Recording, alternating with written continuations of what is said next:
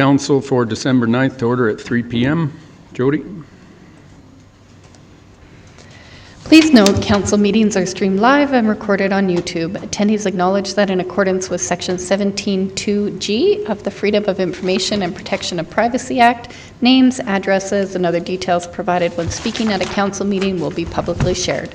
Should you have any questions related to the collection or disclosure of personal information, please contact the Legislative and Advisory Services Division for the Town of High River by sending an email to foip@highriver.ca. Thanks, Jody. I'll ask for a motion, adoption of the agenda. Ask for a motion from Councillor Kinghorn that Council adopt the agenda for this regular council meeting December 9th as presented. Thank you, Mayor Snodgrass. You have the motion. Thank you. All in favor? Carried.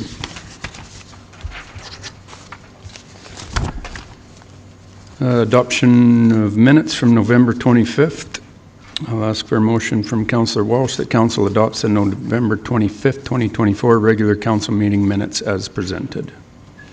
You have my motion, Mr. Mayor. Good. All in favor? Carried. Oh yeah, right. Thank you. Municipal election bylaw. Jody? Good afternoon, Mayor and Council. I have two reports to present, and they are connected.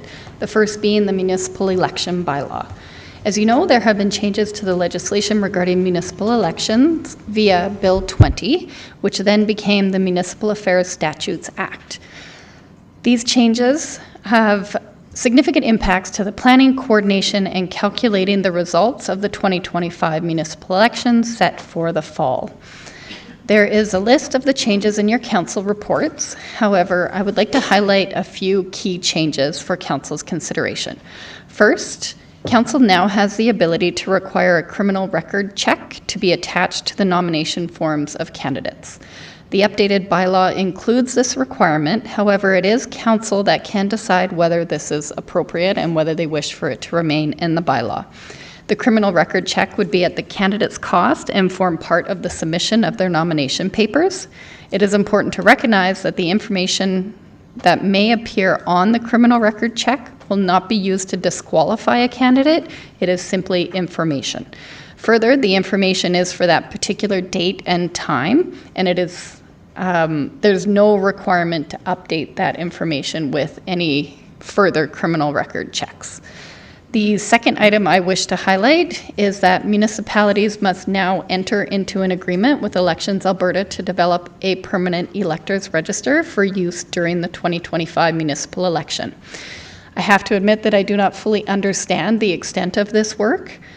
What we do know is that Elections Alberta will provide us with an initial data dump that we will then have to review, add to, and refine, and then send back to Elections Alberta.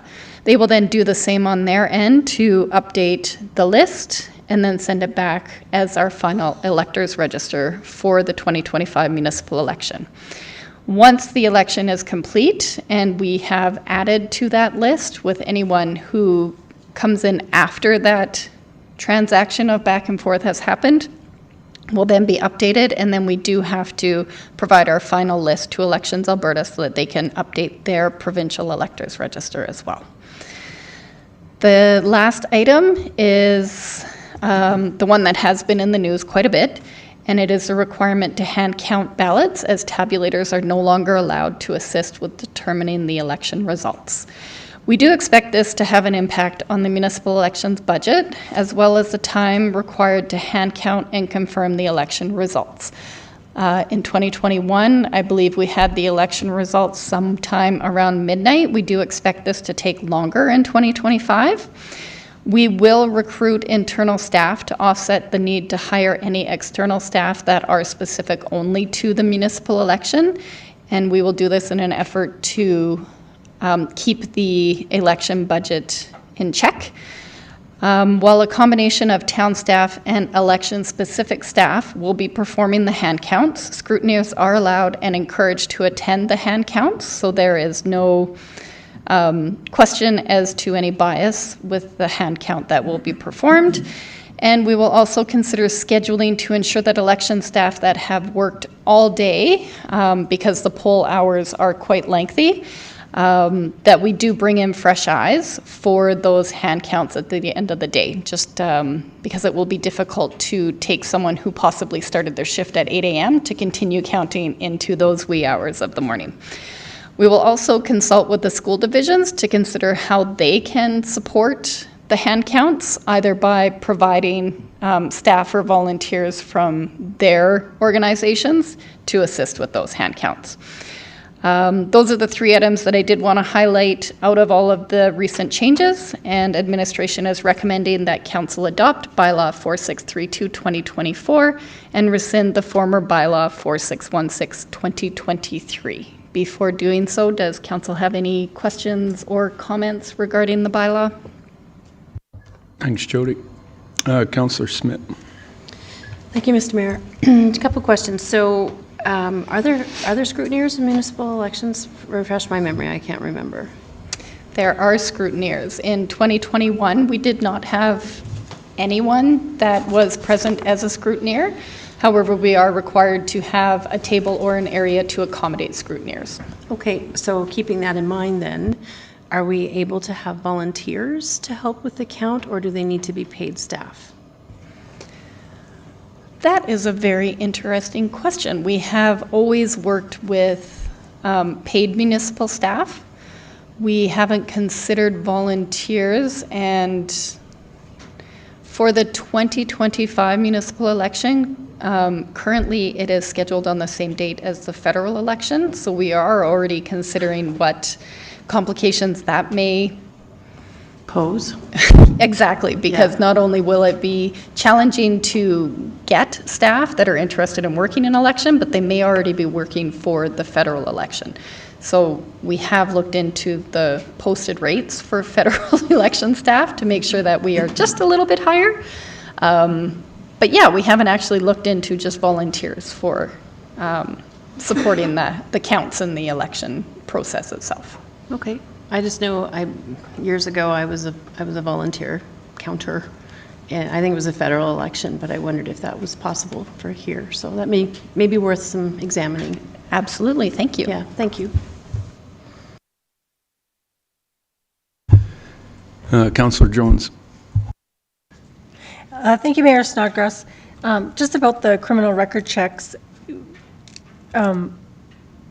will results, like, you may have them and but you said you can't disregard somebody because of them, will the results be public knowledge? All of the nomination papers are available for public viewing. Okay. We actually are required to keep a binder with all of the nomination papers, and an individual could come in to request to view that.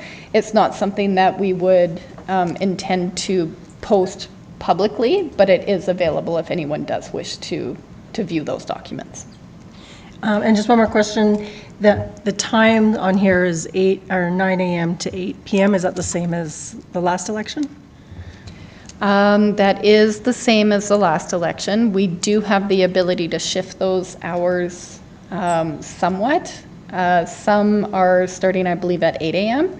We are looking at our advance poll dates and times to start maybe even as early as 6 or 6:30 so that we can accommodate some people that wish to vote on their way to work. So I don't plan that we will have voting start that early on the actual election day, but perhaps one of the advanced poll dates. Okay, thank you. Councillor Nychuk.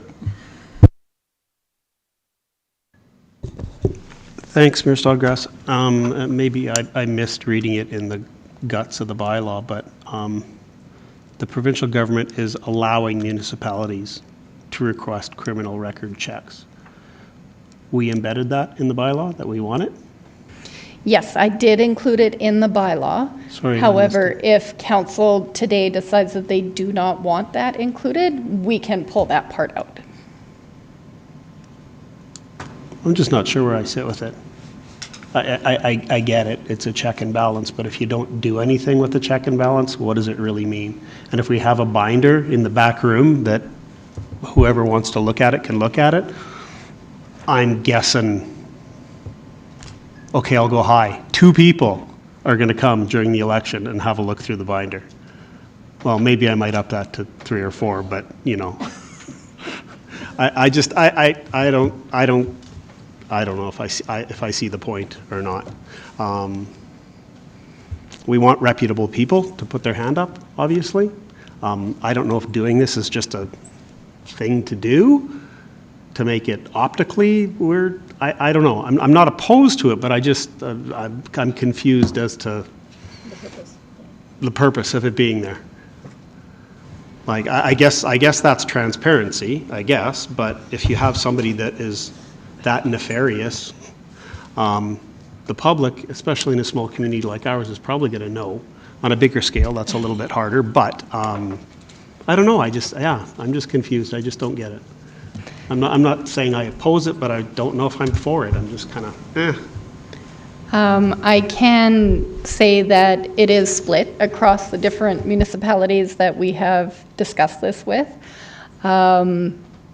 primarily because there is no ability for us to decline based on what may show up on that criminal record check. So it is very,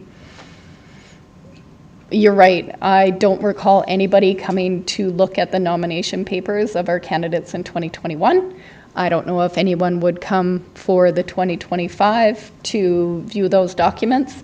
It is part of, just like you say, the transparency piece, that if there was a concern, individuals of the community can come in and review the nomination papers. Councillor Smith. Thank you, Mr. Mayor. I think further to that, I would be in support of having your crim check as part of your nomination papers, because we are in positions of trust. And I guess at the end of the day, if you got nothing to be worried about, then it's just one more sort of check to be able to say, we're good.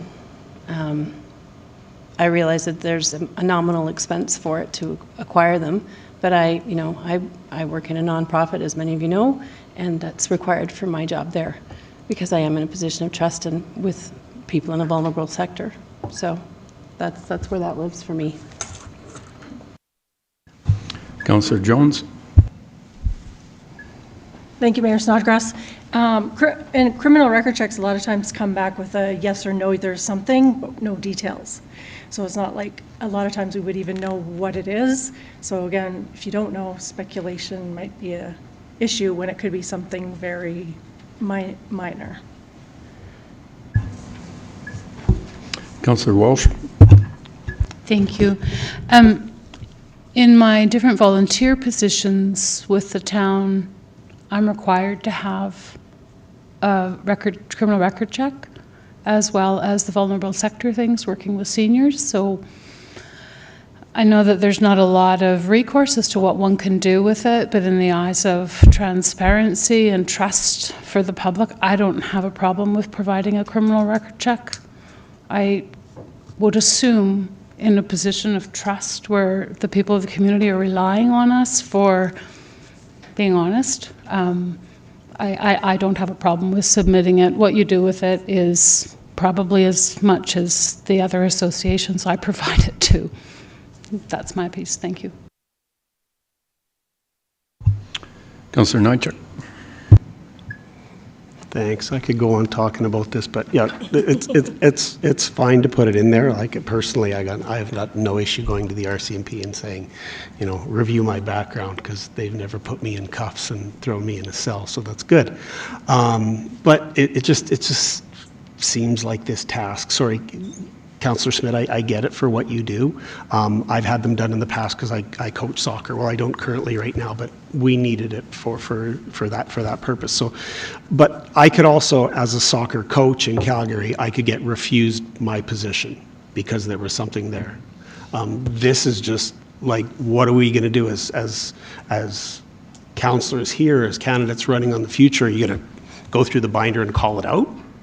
Like, because that's really what has to happen with it, right? Because the municipality can't do anything with it. If there's, yeah, I don't know. Fine, do it, but I just don't see what comes out of it at all in any way, shape, or form. Because we're not dealing with, children. We're not dealing with seniors like Councillor Walsh was just talking about. We're not, I don't know. It's just if you want me to go off on a tangent, it's like, why do we have a business license in High River? It's kind of one of those things but that can come up later in budget, so. Thanks. Councillor Walsh. Thank you, Mayor Snodgrass. All due respect, many of us are put in positions to be in a classroom full of children or in a center full of seniors. So it just puts us all ready to go. That, again, we don't know what we're going to do in a day, so. You're not doing anything with it. There's nothing done with it in school. Mm-hmm. Something done with it. Mm-hmm. In a work environment, there's something done with it. Mm-hmm. This is just a piece of paper, the box gets checked, and it's just there, and it sits there. Yes, but if the process, Nothing gets done. That's all I'm saying. I'll vote for it.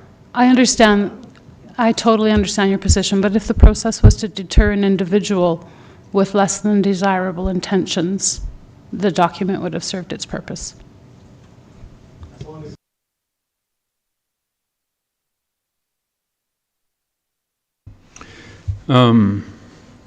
On the criminal record checks, Jody, I'm scrolling through here. Is there like lots of times with my work, you know, it has to be a criminal record check no more than 6 months old. Do we have a timeline on there? We did put within 3 months Okay, of submission. perfect. Sorry, thank you. I'm grinding through it.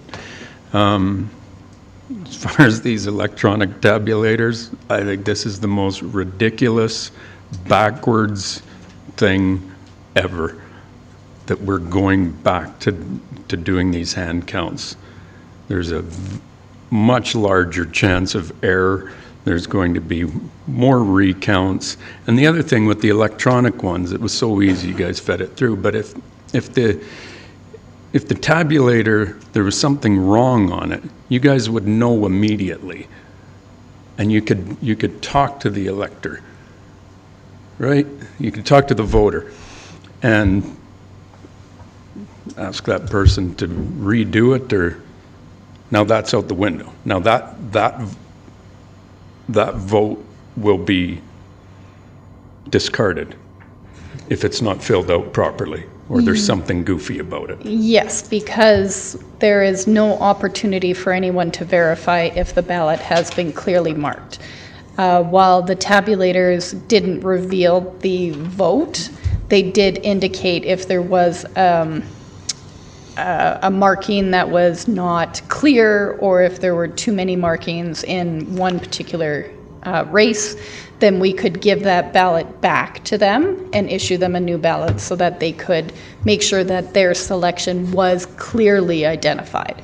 When we do hand counts, we give them the ballot folded, they fold the ballot, and it is put in the box, and nobody sees it until we are hand counting. And then at that time, we may not be able to determine what their actual desired vote was. So yes, we do lose that ability. And the reality is, the biggest problem I have with this is that the only reason why this decision has been made is because of allowing American politics to be filtered into the province of Alberta, and that's where this is coming from. It's just mind-boggling that we're going backwards like this. So anyway, that's what we absolutely have to do. There's no choice of how we're doing this, but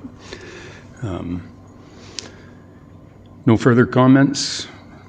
I will ask for a motion. What's that? You're okay down there? Well, I tell you. I'll ask for a motion from Councillor Smith that Council give first reading to bylaw 4632-2024, being the municipal election bylaw, to incorporate amendments that align with the recent updates to the Local Authorities Election Act, and the Council give second reading to bylaw 4632-2024, being the municipal election bylaw, and that all council present give unanimous consent to proceed with third and final reading of bylaw 4632-2024, being the municipal election bylaw.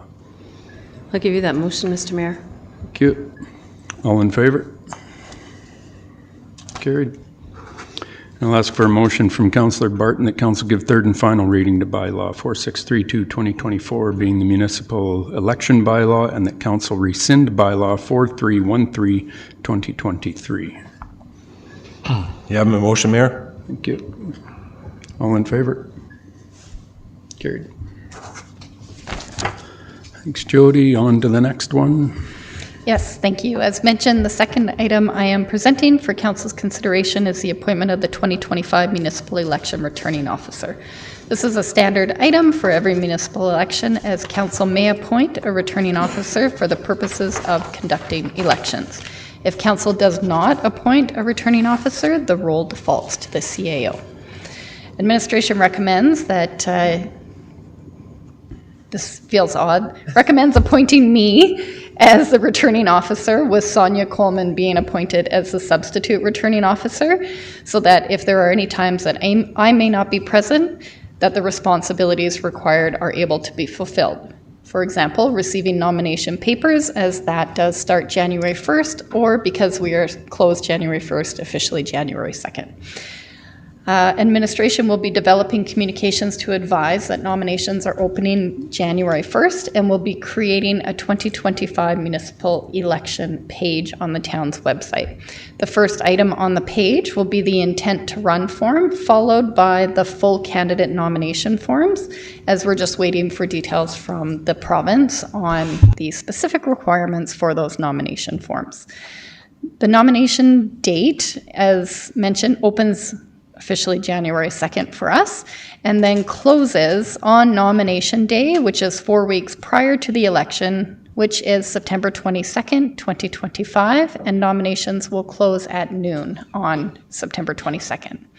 Does council have any questions regarding the appointment of the returning officer and the appointment of the substitute returning officer?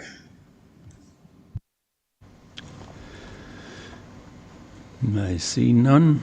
I'll ask for a motion from Councillor Jones that council appoint Jody Hipkin to the role of returning officer for the 2025 municipal election, that council appoint Sonia Coleman to the role of substitute returning officer for the 2025 municipal election. I'll give you that motion, Mayor Snodgrass. Thank you.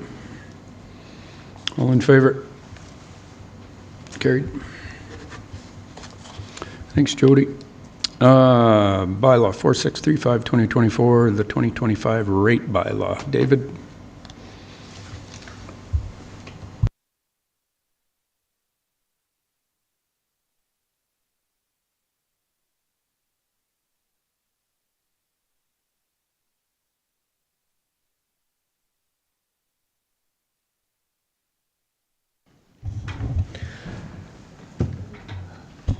Good afternoon, Mayor and Council. You have before you a request for decision to pass bylaw 4635-2024, a rate bylaw that becomes effective January 1st, 2025, for services provided to town residents through community support, cemetery, tax and assessment, legislative services, and protective services. If you will recall, in our meeting of November 25th, 2024, administration proposed a splitting of the previous bylaw into 4 distinct units, allowing flexibility to adjust rates and fees based upon the various timing for new seasonal recreation programming, to reflect increased levels of service and allow for clearer communication for residents on specific fees. It also allows for workloads to be staggered. Bylaw 4635-2024 is the first of 4 bylaws under this new format. The rates within the bylaw, currently before you, are largely consistent with those from the 2023 bylaw, as they were deemed to be sufficient for delivery of services, with marginal increases for some items within protective services to ensure proper cost recovery. And that concludes my comments. Thanks, David. Any questions from council on the rate bylaw or the rates themselves? Councillor Kinghorn. Thank you, Mayor. This would probably apply to all of them. You say a marginal increase. Your marginal might be a lot different than my marginal. Do you have a rough percentage or number or something that we can refer to? What do you think, Marcel? No more than 2? I'd suggest no more than 1.5% to 2%. Fairly immaterial.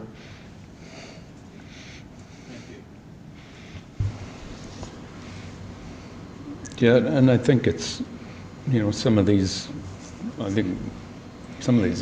stayed the same, some of them have gone up a little bit, some have gone up more than 1 or 2%, but probably on the average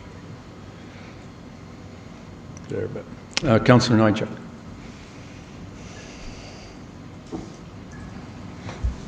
Thanks, Mayor Snodgrass. This is for my own personal interest. I don't have a concern with it, but in terms of the affordable housing that we provide, what metric or what do we use to calculate where that number comes out at? I'm sure there's some kind of a market survey to general rent amounts for 1 or 2 bedroom or 3 bedroom. We just kind of take that and then put it into a quote-unquote affordable perspective, and that's how we come up with that number. Just for my own clarity, I'm sure this has been explained to me before, but maybe it was quite some time ago, so just giving myself a refresher. You have anything, Chris? Yeah, we'll take that away if you don't mind. We'll come back with some further clarity.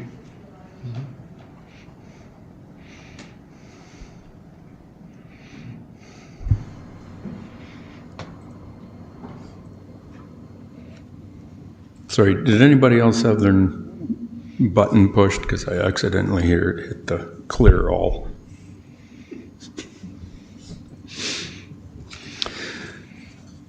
Okay. I will ask for a motion from Councillor Nychuk. The council give first reading to bylaw 4635-2024, the rate bylaw, and the council give second reading to bylaw 4635-2024, and that all council present give unanimous consent to proceed with third and final reading of bylaw 4635-2024.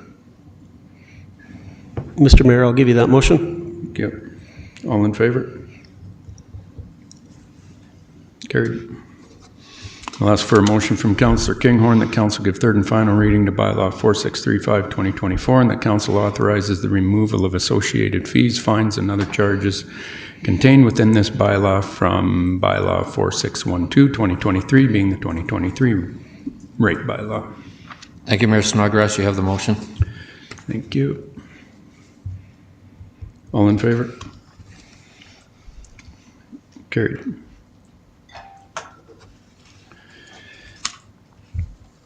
Permits and licenses. David. Again, good afternoon, Mayor and Council. You have before you a request for decision to pass bylaw 4636-2024, a rate bylaw that becomes effective January 1st, 2025, for services provided to town residents for various licenses and permits. Consistent with the previous briefing, bylaw 4636-2024 is the second of 4 bylaws under this new format. The rate within the bylaw are a mix of those from 2023, from the 2023 bylaw, as they were deemed to be sufficient for delivery of services, with increases for other services to ensure proper cost recovery and consistency with other towns and municipalities. Administration will return to Council in March 2025 to seek approval of the remaining 2 bylaws to be effective May 1st, 2025, including recreation and utilities. That concludes my comments. Thanks, David. Any question on these?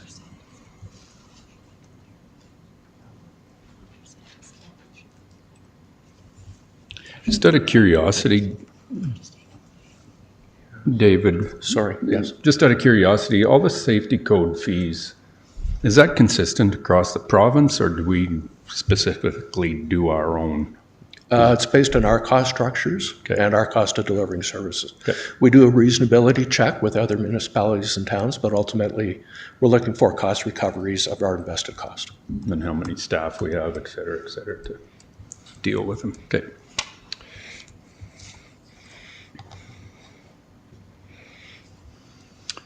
further questions? I'll ask for a motion from Councillor Walsh that council give first reading of bylaw 4636-2024, the 2025 rate bylaw regarding permits and licenses, and that council give second reading to bylaw 4636-2024, and that all council present give unanimous consent to proceed with third and final reading of bylaw 4636-2024.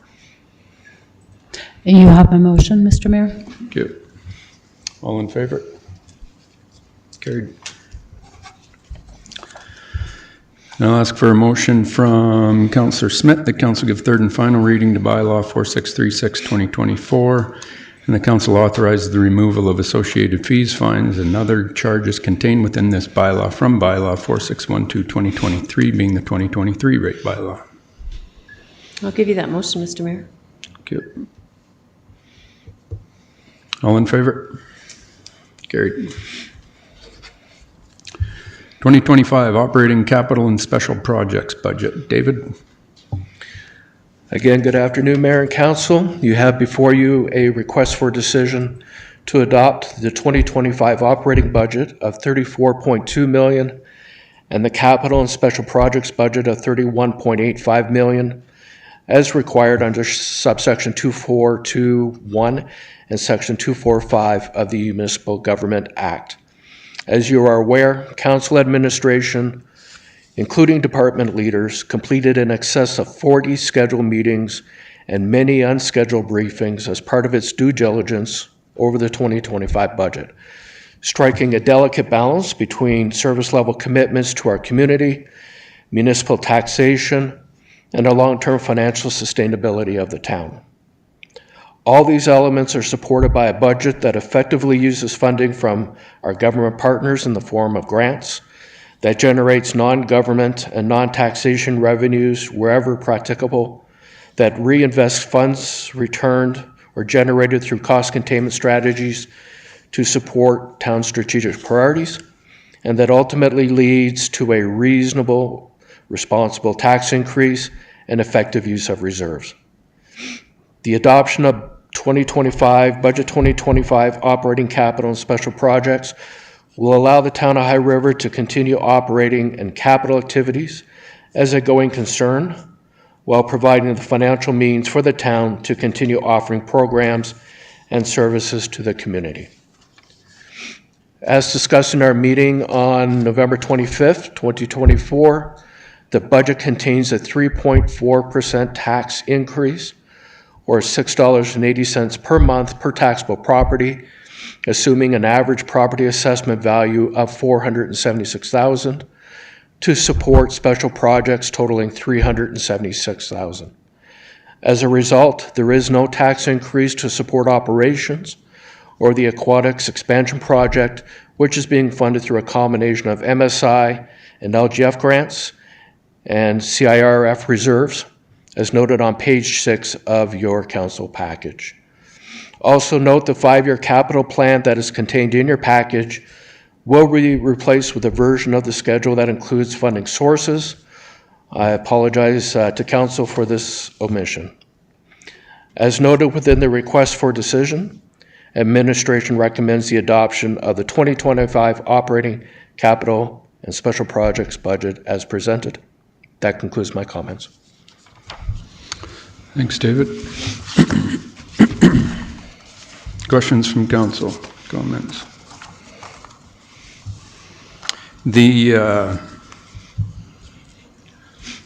So we're clear. The tax increase of 3.4% is is to cover this year's capital projects that are not covered by grants, et cetera, correct? That is correct. If you look on page, or refer to page 2, Mayor, there's a list of new capital projects that have been approved, and the ones that are covered by the tax increase are noted as new project, new taxation. And that is on page 2.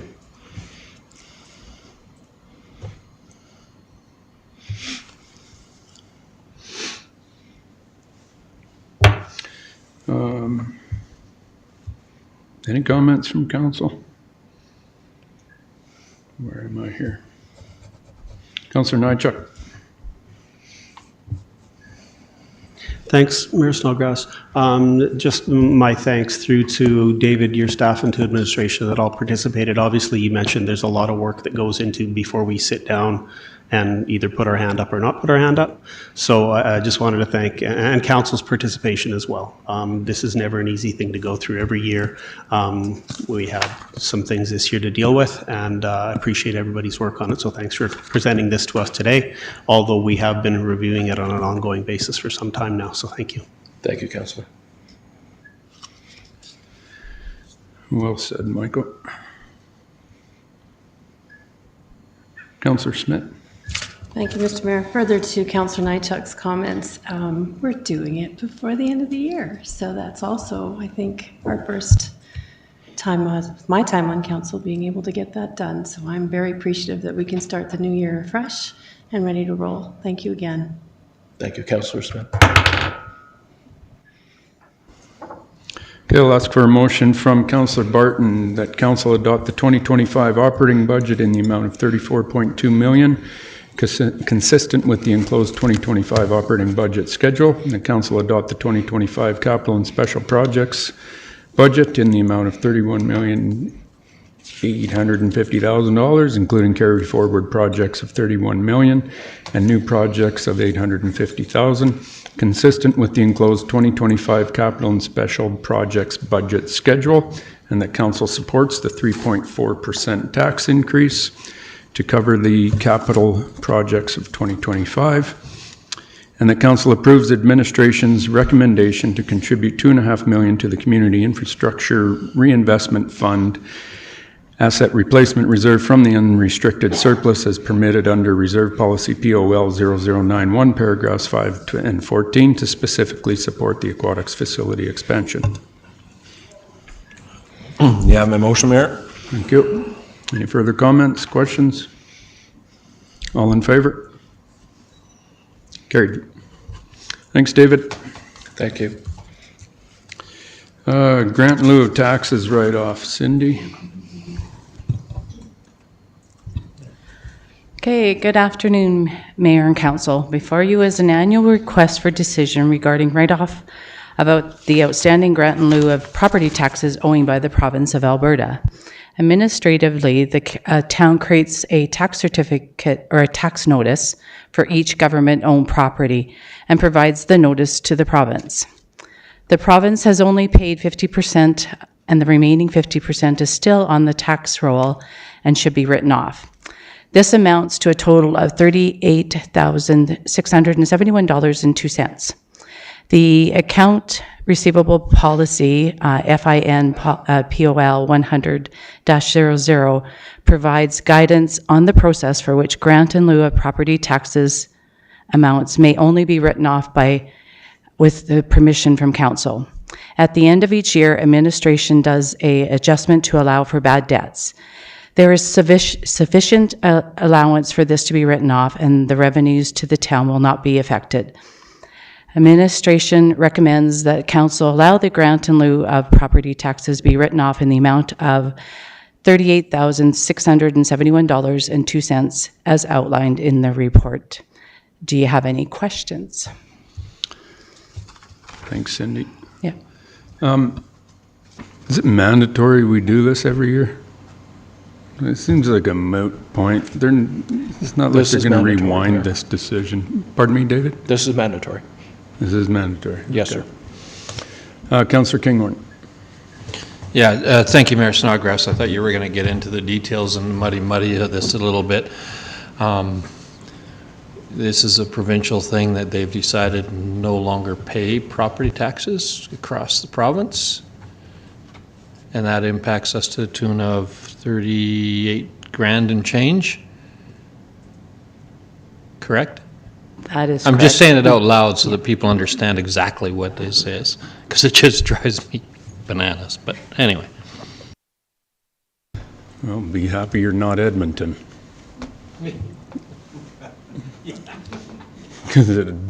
Well, what do you think Edmonton has such a... They got beat up about that. It's ridiculous. Councillor Nychuk. to further wax on to Councillor Kinghorn's comments, we tried 1 year, and I guess this is for people that are listening or sitting here today. We didn't write it off 1 year because we just thought we'd push back at the provincial government, and we didn't win, so we tried it. It didn't go. So yeah, I echo your sentiments, Councillor Kinghorn. It's a bit ridiculous, but anyway.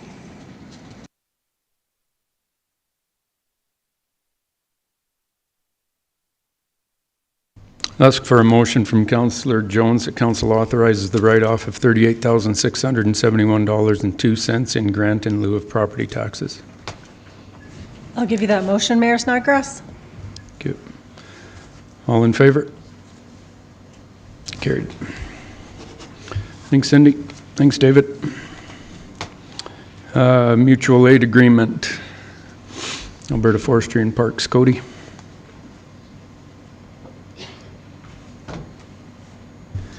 Afternoon, Mayor and Council.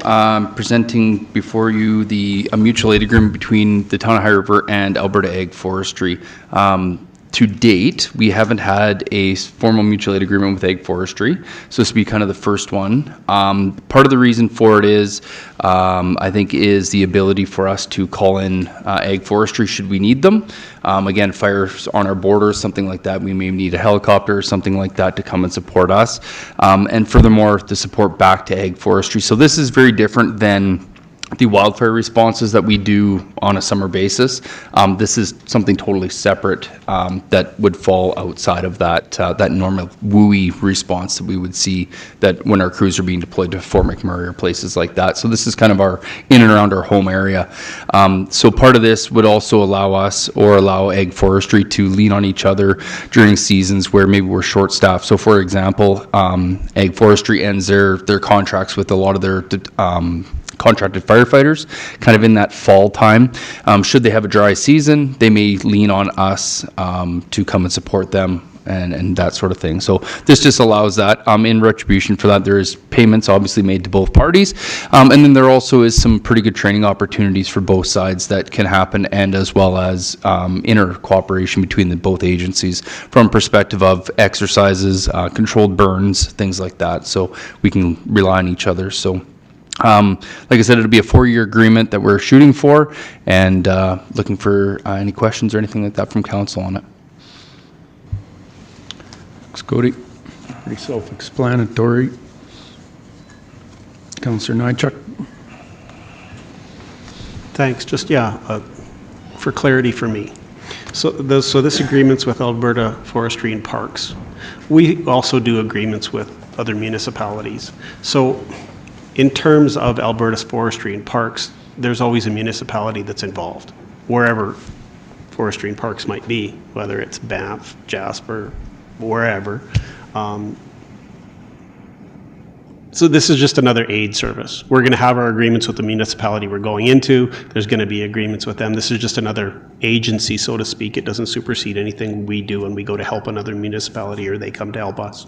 Absolutely not. Where this really comes into play is when we talk about the FPA or the Forest Protection Area. So there are borders, like in Foothills County, for example, there's a small portion of Foothills County that is actually in the FPA. Another one is Eden Valley, the reserve. A building fire on the reserve is the reserve's problem. A wildland fire on the reserve is in the FPA, which is Ag Forestry's piece. So that's where this also really ties in for us, because we do go out to Eden Valley to support them, not regularly, but certainly we have been out there. So it's kind of that FPA, we call it the green zone, that this really comes into play. Our mutual aid agreements with Foothills County and all the rest of the people that we do have mutual aid agreements still stand. It doesn't supersede anything. You bet. Ask for a motion from Councillor Nychuk. The council approve the execution of the presented agreement with Alberta Forestry and Parks for mutual or fire mutual aid, and the council authorize the execution of the agreement by the Chief Fire and Community Safety and the Chief Administrative Officer.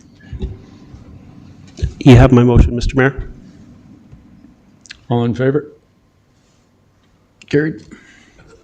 Thanks, Cody.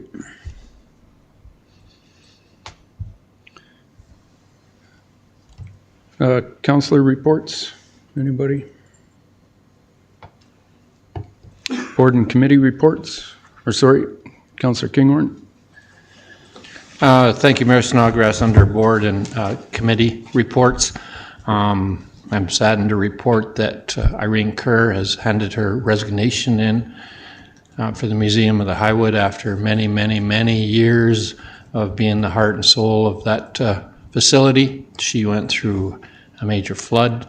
She's gone through fire. She's gone through all kinds of things over there, and has always seemed to be able to pull it back together and have a pretty special place in High River. So publicly thanking Irene for what she's done for us, and if you get a chance, please go on by and give her a hug. She'll be still staying in town. She's going to be spending more time with her granddaughter and volunteering more so, but thank you, Irene.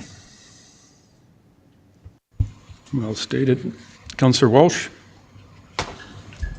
Thank you, Mr. Mayor. With Shepherd Park, the last meeting, they shared a few different things. The upgrades to the caretaker home, recently having our volunteer appreciation where 55 people attended. And a big thanks to the people that work with the town of High River and are maintaining their lot so nicely. I just want to say that because they're very, very appreciative of those extra things. That's all.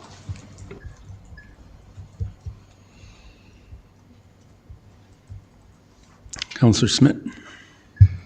Thank you, Mr. Mayor. I just wanted to let everyone know that the Medicine Tree Manor will be hosting their annual Christmas talent show on Friday the 20th at 2 p.m.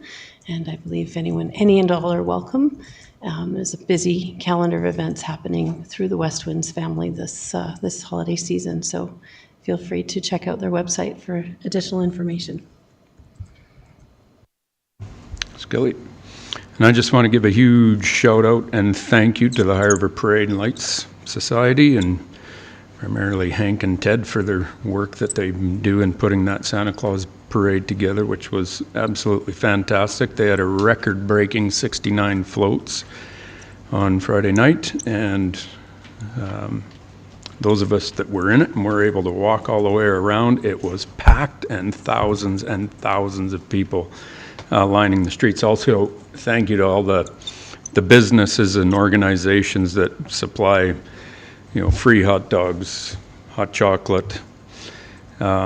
Just makes for a great evening. The weather was obviously a huge benefit, and everybody can bring their kids out safely and stuff. So it was a fantastic and fun evening. So thanks to everybody that was involved in doing that. Board and committee reports. My guess is none. Museum of the Highwood meeting minutes are attached. Public comments. Anybody wish to share anything? Carol.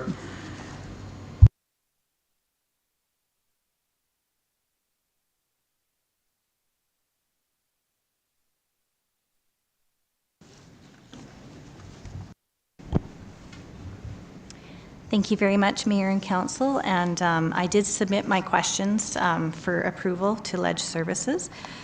So my first question is with reference to the item 4.1 municipal election bylaw 4632-2024. Is it customary for town staff to count the ballots in a municipal election, or does this present a potential conflict of interest? And I know this was briefly spoken to during your discussion, but I also kind of wanted to add that I liked Councillor Smith's comment about volunteers, because I know of people who have volunteered before, so I was just wondering, is that going to be a capacity to not only save your budget a little bit, but also to prevent any potential conflict of interest?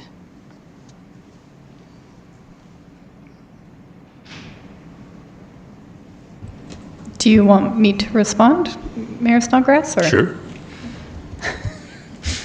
Yes, we can look into volunteers.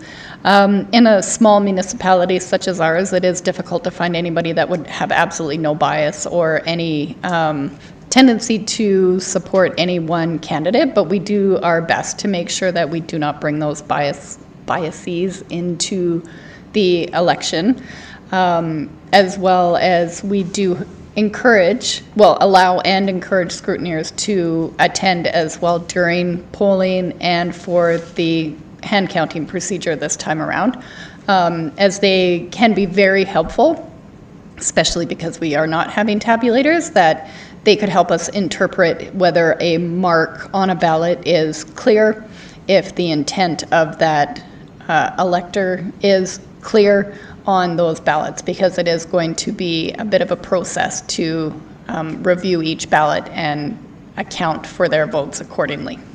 Right, and I appreciate that, Jody, thank you.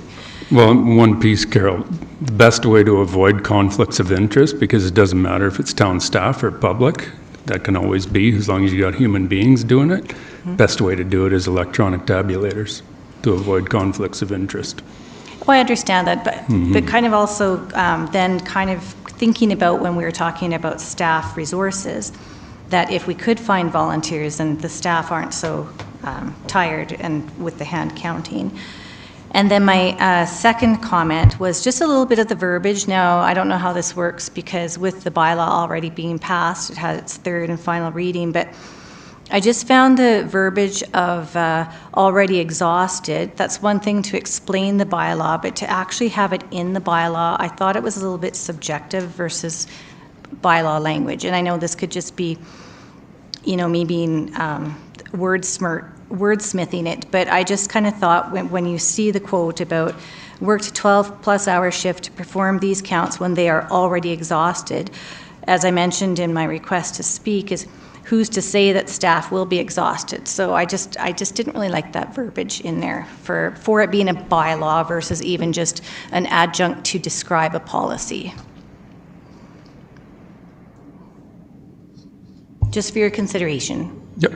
No, I'm okay with the wording, so I don't know. Anybody else? It's not actually in the bylaw? I thought it was. I don't believe it's that wording is in the bylaw. That was just in the report. So if that is incorrect, and if I did draft the bylaw, and I don't recall using that wording in the actual bylaw. It was just in the report for council's consideration. Yeah. If I'm wrong, though, please let me know, because I do agree. We don't want to have any presumptions within the bylaw itself. The bylaw should be just clearly directive. Right. Just having worked in 2021, by the time we did start running tabulator reports, we were exhausted. So that's why we're thinking that fresh eyes to do hand counts rather than the staff that have worked that day shift already. Yes, but definitely it was intended to be verbiage just for council's consideration, not within the bylaw. Perfect. Thanks, Jody. And I totally agree about the fresh eyes. And then I guess my comment number 3 is just with reference to agenda item number 8, public comments. I still think that public comments being permitted at the end of the meeting does not seem quite fair or encouraging of free speech for a variety of reasons. Comments from the public before decisions are made could be helpful to provide a viewpoint that council perhaps may have not considered. Additionally, by having them at the end of the meeting, it makes it very difficult for people to speak as they have to commit to being in attendance for the entire meeting versus being able to speak at the beginning and return to their life commitments. So that's just a little bit of a comment there. And can I ask one question that just for clarification that came up? So I was at the committee of the whole earlier on, and if I understood correctly, we're going to have $9.31 of franchise fees, correct? Like per month? So is this on top of the $6 that David mentioned about $6 per month? So that would be like $15 per month then increase? What? Well, David mentioned in his report that we're looking at a $6 per month increase in our taxes. Right, the 3.4%, yeah. Right, and so and at 1 o'clock, it was mentioned that we're going to have $9.31 of per month franchise fees. But that's not new, you're already paying that.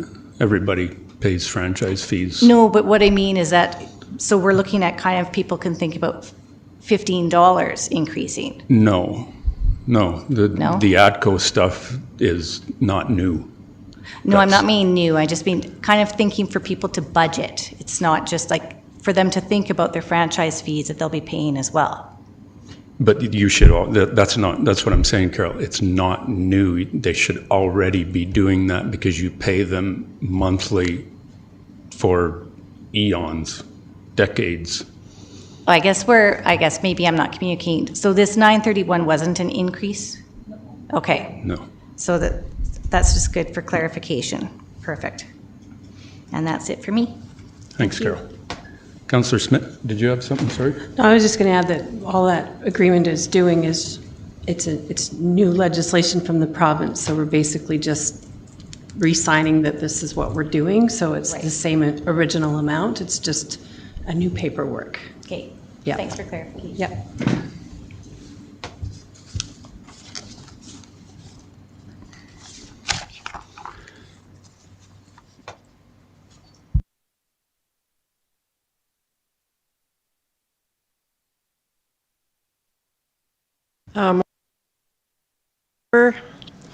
I'm using my time from the Town of High River Council Procedure Bylaw, and I'm using it out of the question period, which allows the public to use 2 minutes exclusive of the time required to answer questions from council. So, this is something that needs to be on the agenda because you're missing it, and it's actually in your council procedure bylaw. I have asked Chris many times for a copy of the approval letters from the grants from the province. Have not received anything. We've only received verbal from the province, and we've received through our portal that they've been received and accepted. So we have no, and David, you can jump in if you wish, but we've been given the green light because they're money, they're not grants, they're money that is allocated to us through the MSI and LGFF through funding agreements that is guaranteed to us to go to specific projects. But have you got the approval for it? We have received the last meeting, one meeting, you said you would we get have it. received their approval through our portal for both the MSI as well as the first 2 years of LGFF. 2026 has just opened up, and that's going through the approval process right now. Okay. And is that publicly accessed? The portal is not. So how do we know? How do we, the public, know? We depend on the province to send us the correspondence, but we go by what's on the portal, and the portal, once it's been accepted, is given to us, and that's a green light for us to continue moving forward. They may be several months away for actual correspondence to us, or they may never give us correspondence. And Maureen and I have stated that to you before previously. I don't recall that, thank you. Also, the community engagement. I feel the same as Carol had said about the question period being at the end. The town, you are committing here community engagement, share, consult, involve, collaborate, and empower. You're not doing that to the people of High River. You're hindering the people of High River by not accepting our comments before a council meeting. Maureen, you're completely incorrect. No, I'm sorry. Like, it's, all of us are available. I met with you for an hour and a half, yourself and Vicky. Like, it's not just here. The council meetings are where we get our business done. It's where decisions are made. All the lead up to it, which you've attended, and you guys have had your time to come and speak with us more than, trust me, more than most municipalities. When I first came on board, there was no such thing as a public comment section. Like, it's not something that's common, that we have an open house at every single council. That's not what they're for. Regular meetings of council are for when we get our business done. And for you to say that we're not being, we're not open or anything is completely false. You can phone us, you can email us, you contact Ledge Services all the time. I don't get it. Like, because our comments should be public so the public can hear it. Okay. That's recorded. Thank you for clarifying what, So I the people, appreciate that. Everyone who is asking a question when we watch the video we can see that there's other people out in the community feeling the same way as we do. Okay. Councillor Jones wants to, just before you go, Maureen, I think Councillor Jones. Thank you, Mayor Snodgrass. Part of it too, when questions are asked previous to us actually going through some of it, a lot of those questions can be answered.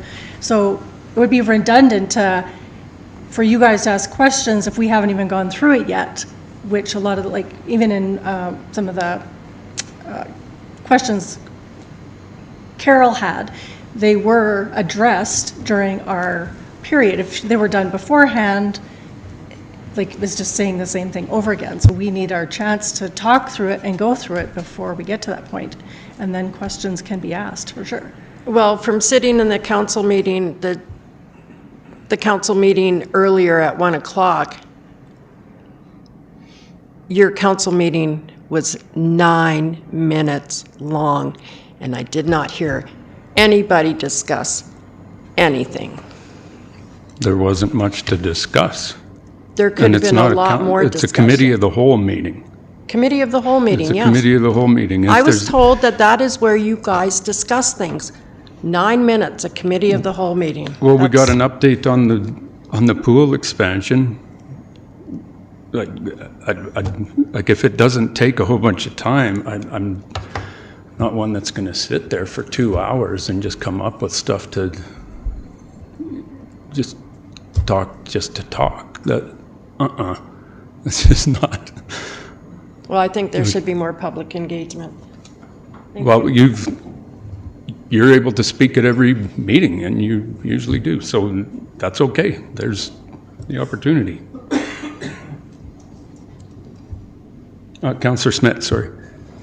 I would also just like to weigh in that I think our previous committee of the whole meeting was almost 2 hours long. So it does vary depending on what's on the agenda, what's in front of us, what decisions are forthcoming, what needs to be discussed.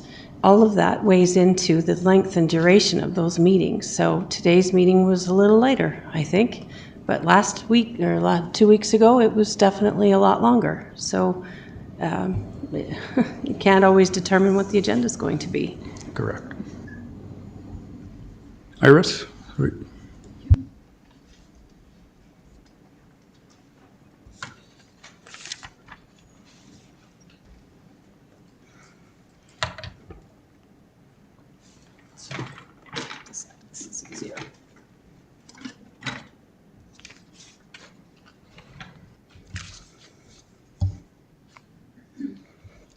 Good afternoon, Mayor and Council. Today I wish to start with Agenda Item 3.1, the November 25th Council meeting minutes.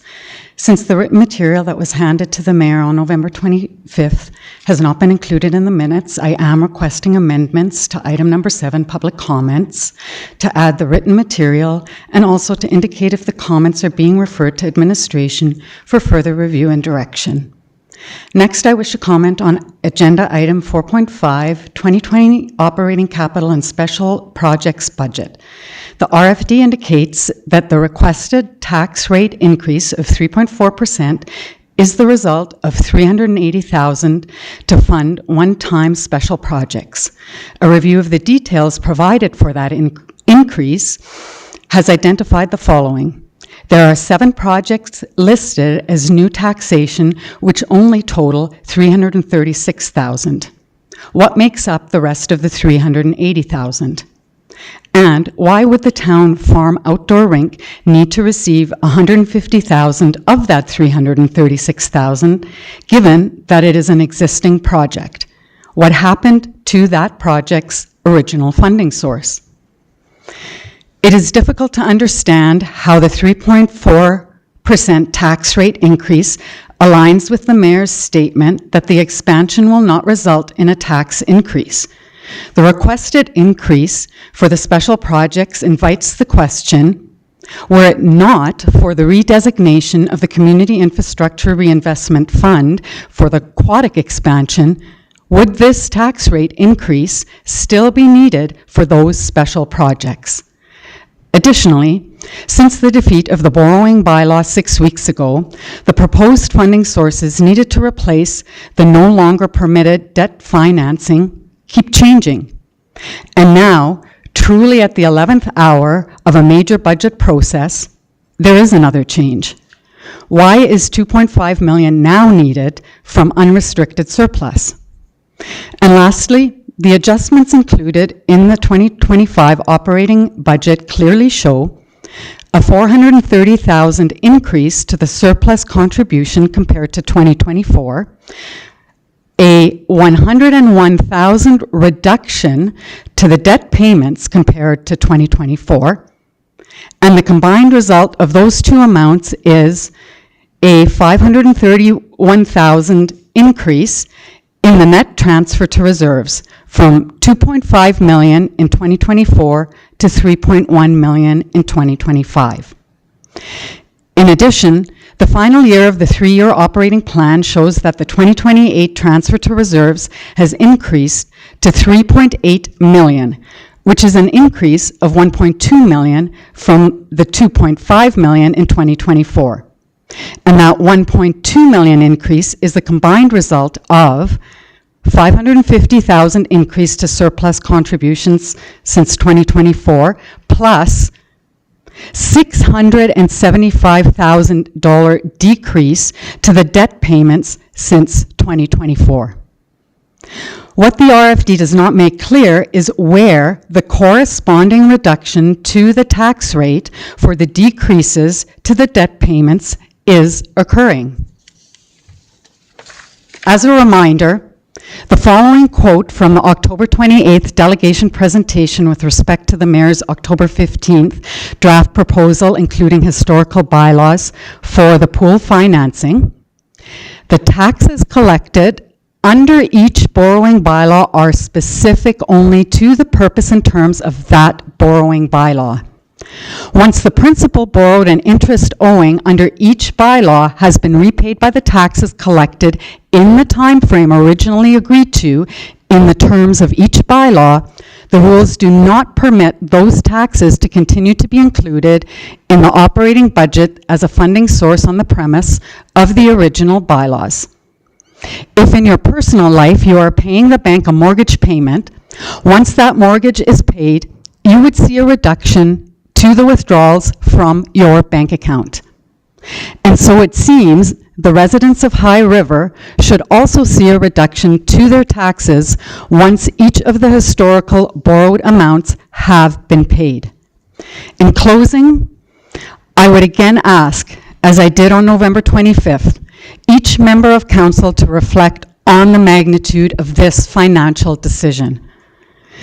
To clear up any confusion about the comparison that was presented on November 25th, I will provide another Calgary example that has been in the news recently. Comparing budgets based on population provides an understanding of the relative magnitude of those budgets. Calgary's population is roughly 100 times the population of High River. Currently, Calgary is proposing a brand new field house at a cost of $380 million. Taking that field house cost, $380, and dividing by 100 equals a cost of $3.8 million relative to High River's population. However, the aquatics expansion is 7 times that relative cost, and that translates to the residents of Calgary paying $2.68 billion, not $380 million, for a field house. I respectfully ask, how likely and financially responsible does that sound? Council has made it clear that the expansion project will continue.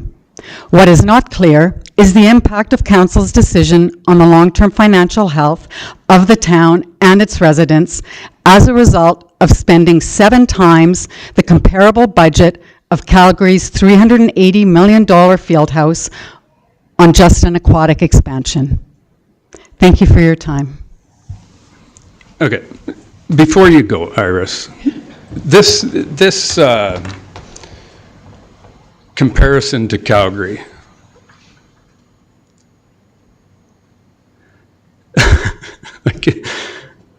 it doesn't make any sense. How many rec centers does Calgary have? We've got one. How many rec centers does Calgary have, and how many rec centers has Calgary built? Like This isn't about how many they have. No, This is about a very standard per No, capita comparison. no, It's done all no, the time, Mayor. You're picking things out, and you're trying to, what's upsetting me about this, and I'm tired of that one, because what's happening is you're trying to put fear out there in the community. You're trying to get people all freaked out and everything, that we're doing all this crazy stuff. And it's not okay to do that in High River. I'm sorry. I'm not going to stand for it, because that's what's happening. It happened during the petition, and it's continuing to happen now.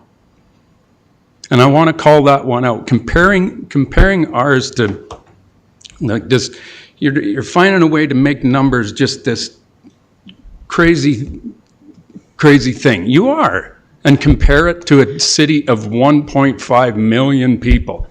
Like It's called a per capita comparison, Mayor, and no, it's not. municipal affairs, if I may respond, municipal affairs, the whole reason that the town, and the CAO can correct me if I'm getting these details wrong, municipal affairs requests every municipality's information, financial information from the financial statements via the financial information return. That's just a legislated requirement. Correct. All of that data that municipal affairs requests, they dump into a gigantic database that any person anywhere can access.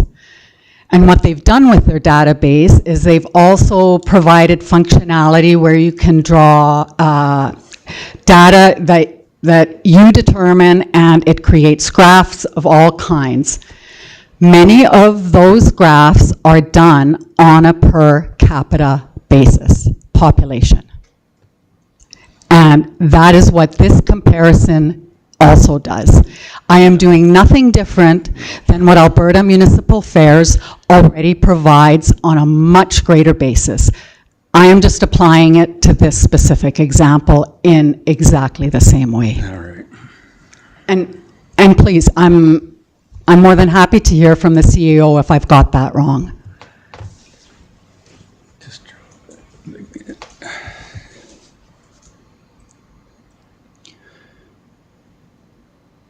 Okay, we'll agree to disagree. I don't like the play, but. Pardon me, I couldn't hear that. I said I will agree to disagree. I don't like that comparison. I think it's completely unfair to our community. So,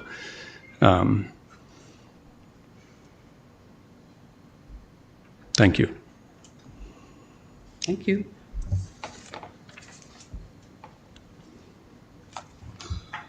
Anyone else?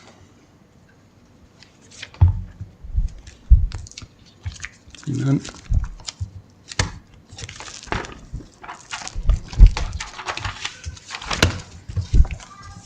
Council correspondence requiring action. Correspondence regarding the World War I Memorial Cenotaph at Highwood Memorial Center.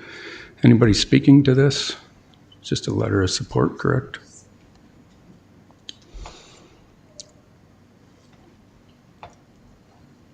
And I will ask for a motion from, where am I at?